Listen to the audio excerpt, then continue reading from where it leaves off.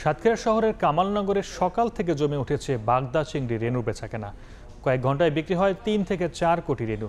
এই মুহূর্তে সেখানে আছেন সহকর্মী মমতাজ আহমেদ বাপি। বিস্তারিত জানতে সরাসরি যাচ্ছি তার কাছে। আমি এখন আছি সাতক্ষীরার করিম সুপার মার্কেটে। রেণুর অপেক্ষায় চিংড়ি চাষিরা এখানেই জড়ো হতে শুরু করেছে। কক্সবাজার থেকে রেণুর ট্রাক আসতেও শুরু করেছে। এই রেণু বিক্রি করবে এখানেই কয়েক ঘন্টার মধ্যে কোটি টাকার রেণু বেচাকেনা হবে।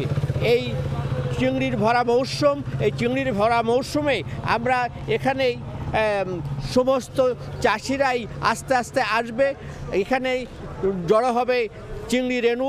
সেখানে চিংড়ির কোয়ালিটি দেখেই তারা নির্ধারণ করবে কোন চিংড়িটি, কোন হ্যাচারির চিংড়িটি ভালো, কোন হ্যাচারির চিংড়িটি নেওয়া যাবে।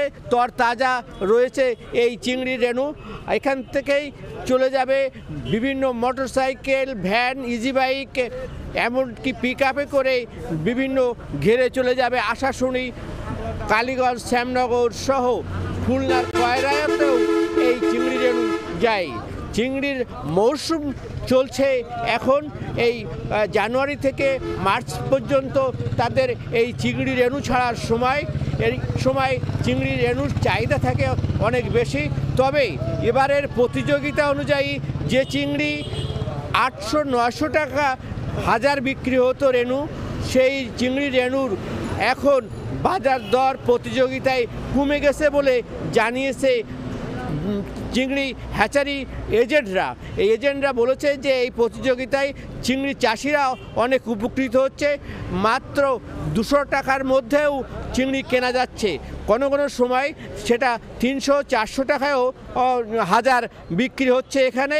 আমরা সেই চিংড়ি চাষিদের সাথে কথা বলেছি। তারা এখানে রোদের তীব্রতা শুরু হওয়ার আগেই তারা চিংড়ি ঘেরে ফেলবে, এটাই তাদের প্রত্যাশা। তারা বলতে চাই যে এখানে চিংড়ির চাহিদা অনুযায়ী আমাদের সারা বছরই চিংড়ি রেণু ছাড়তে হয় ঘেরে, কিন্তু সরকার মৎস্য মন্ত্রণালয়ের যে নিষেধাজ্ঞা রয়েছে 2 মাসের, সেই নিষেধাজ্ঞাটার জন্যে তারা বিপাকে পড়েছে বলে তারা মনে করছে যে এই সরকারের নিষেধাজ্ঞাটাকে উঠে না নিলে তারা সারা বছর আগে যেমন চিংড়ি রেণু ছাড়তে পারত, এখনও তারা সেই চিংড়ি রেণু ছাড়তে চায়।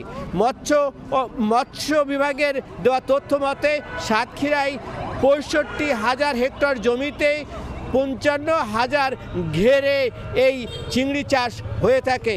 এই ছিল সাতক্ষীরার চিংড়ি রেণু বিক্রি সর্বশেষ তথ্য। সরাসরি যুক্ত ছিলাম সাতক্ষীরায়।